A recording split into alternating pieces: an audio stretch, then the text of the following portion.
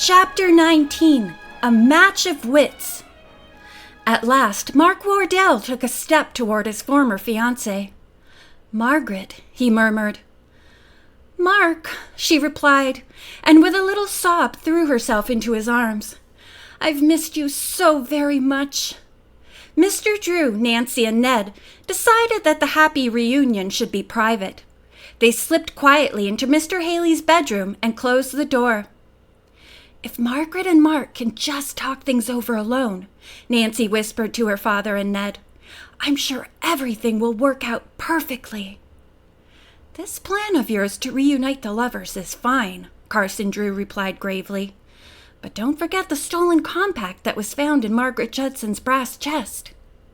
Nancy laughingly pressed her fingers against her father's lips. "Wait, Dad, until you've heard my story. I'm positive Margaret is innocent. She explained the whole matter to our satisfaction." Ned nodded in agreement. "I'd like to hear what she said," the lawyer replied. With a word now and then from Ned, Nancy related what she had learned from Margaret Judson. She was gratified to see that the information seemed to impress her father. "In my opinion," Nancy said, "Mrs. Brownell and her mysterious friend are the suspects in this case," she ended. "You may be right, Nancy," her father commented. But there was no opportunity to say more just then because the door opened.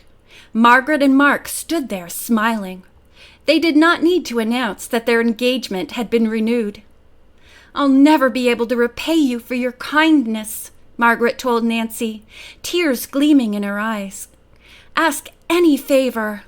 I just have one. Talk with my father about Mrs. Brownell and her friend, and give him as much information about them as you can remember." Mr. Haley, who had been sleeping soundly, stirred restlessly. Margaret Judson stepped forward to take the man's hand in her own. "Is that you, Miss Margaret?" he asked. "Yes," she answered softly. "You must try to get well." The man's eyes roved over her lovely face. "I'm so glad you came. But I have failed you. I tried. I could not find the box of jewels. It doesn't matter now. The chest has been found, so don't worry anymore." With a sigh of relief, the man closed his eyes and fell into a restful sleep. While Ned remained at the bedside, Mr. Drew and Nancy led Margaret Judson into the living room. "I have no idea what became of Mrs. Brownell," the young woman reported. "But her friend, Mrs. Cartlett, annoyed me a few days ago at Hemlock Hall.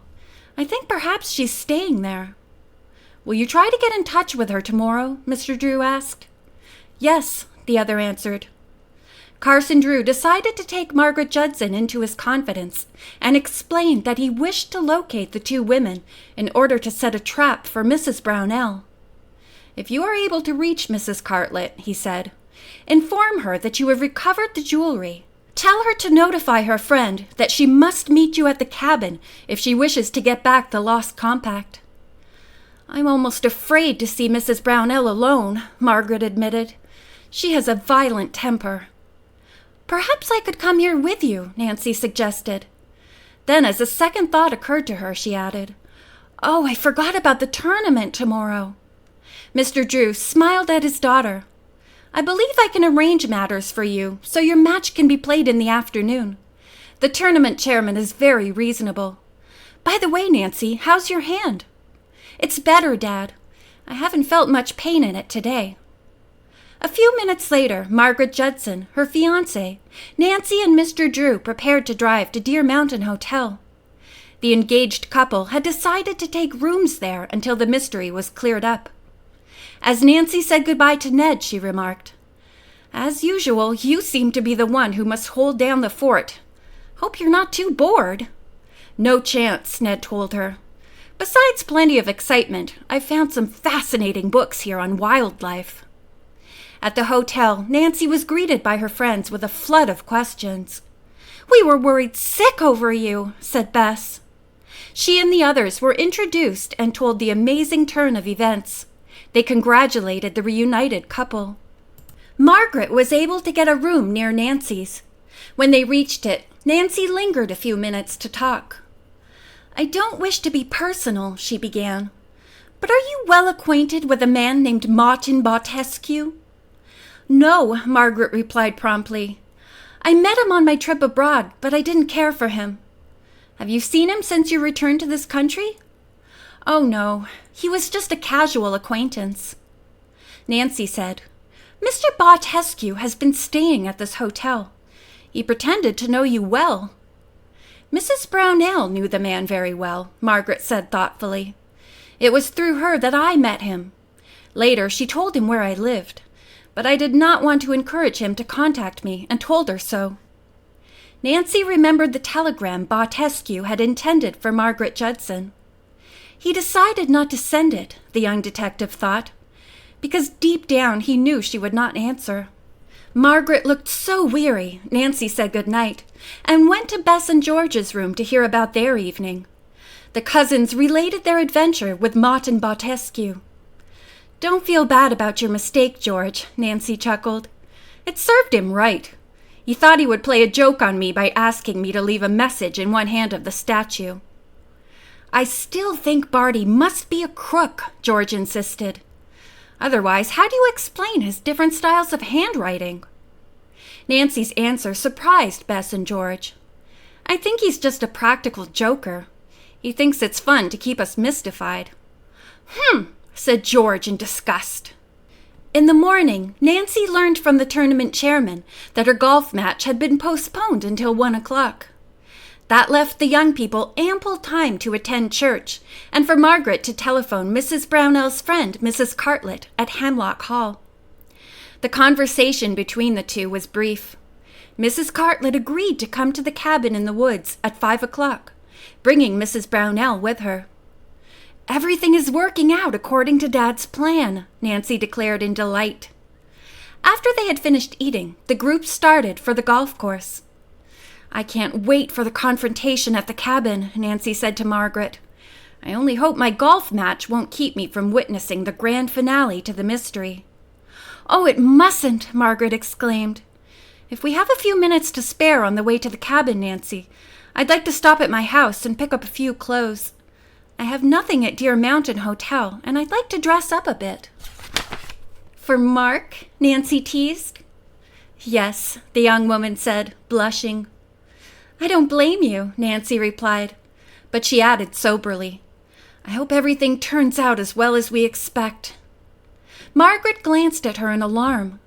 Will I be cleared of the accusation against me? No doubt about it. We'll make Mrs. Brownell confess, Nancy said confidently. It occurred to her, however, that if Mrs. Brownell should get the slightest inkling she was under suspicion, the woman would not keep the appointment at Mr. Haley's cabin. Since it was nearly 1 o'clock, Nancy hurried to meet Betsy Howard on the golf course. Coming toward her was Barty, who had just finished his final match. From the dour expression on his face, she gathered he had not won the men's championship. How did you come out in your game? She asked. I lost, he snapped. I blame it on those 2 friends of yours, too. What did they have to do with it? I was so upset by everything that happened last night, I couldn't get a grip on myself. My swing was all off. That's too bad, Nancy replied. As she started to walk on, Bartescu attached himself to her, eager to talk. I told your friends I'd explain everything to you, and to you only, he declared. I was aware all along that you are the famous girl detective Nancy Drew. I made up my mind to match wits with you, Bartescu went on. I guess I fooled you too, didn't I? For a few days, Nancy answered. I admit I suspected you of being a forger. Because of my handwriting? Yes, but you changed the style of your signature a bit too often. It became obvious you were trying to confuse me. Years ago in college, I discovered I had the ability to simulate varying styles of handwriting, and I've had a lot of fun doing it occasionally. It seems to me like a dangerous pastime, Nancy remarked. You may find yourself in trouble with the law. Oh, I can take care of myself, Barty chuckled. Well, young lady, run along since you seem to be in such a hurry. After you win your match, I'll buy you a 2BX gardenia." Laughing heartily at his own joke, he walked on toward the hotel. "The conceit of that man," Nancy muttered. "When I called him, he made up that phony 2BX gardenia code, and there's nothing to it." Nancy greeted Betsy Howard and walked with her to the 15th tee, where play was to be resumed. A large crowd of spectators had followed the two players, and Nancy's friend had joined the crowd. "Good luck," George called. It was generally conceded that Betsy would win the match, and thus the tournament. Being 1 point ahead with only 4 holes left to play, she held the advantage. Then, too, because of Nancy's injured hand, few persons believed she could play her best game. Betsy Howard, having won the last hole, held the honor of driving first and sent a long, straight ball flying down the fairway. Undaunted, Nancy teed up and swung her club with all her strength. Since they were nearing the end of the match, she had no intention of babying her injured hand. Nancy had struck her ball squarely. To her satisfaction, it sailed past the trees and came to rest in the middle of the fairway, some yards ahead of Betsy's drive. A murmur of admiration ran through the crowd. As Nancy was leaving the tee, her caddy followed. On a sudden inspiration, she asked, "Chris, have you ever caddied for Mr. Bartescu?" "Yes, Miss Drew." "Why?" While she was trying to decide how to find out if the man had ever quizzed the caddy about her interest in the haunted bridge, he replied to her unspoken question.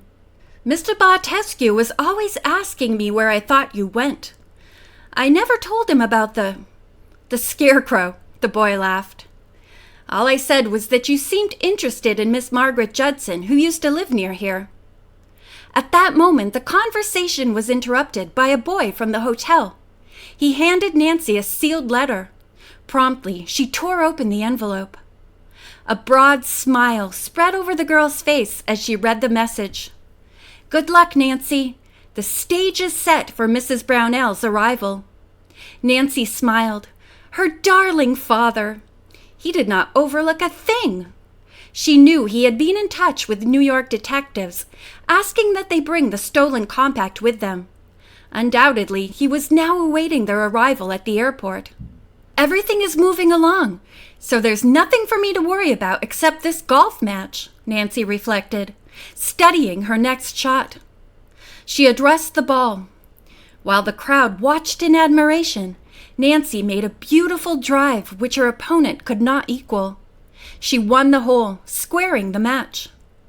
Betsy Howard, grimly determined not to lose the tournament, wasted no shots on the 16th hole. With the result, she matched Nancy's strokes equally. With only 2 holes to be played, the score still stood even. As Nancy prepared to make her first shot from the 17th tee, Chris sidled up to her. "Miss Drew," he said timidly, taking a ball from his pocket. "I don't know if this is the right time to tell you, but see what I found." "The ball Jimmy Harlow autographed for me." "Thanks a lot," Nancy cried in delight. "Where was it?" "Not far from the haunted bridge. It was hidden under some dry leaves. Why don't you finish the tournament with the autographed ball? It may bring you luck." Nancy crossed her fingers and smiled. "I'd like to use it." Turning to her opponent, she requested permission to change balls. "I have no objection," Betsy assured her. Nancy felt confident as she teed up the Jimmy Harlow ball. Had it not led her straight to an absorbing mystery? Could it also help her win the silver trophy? End of chapter 19.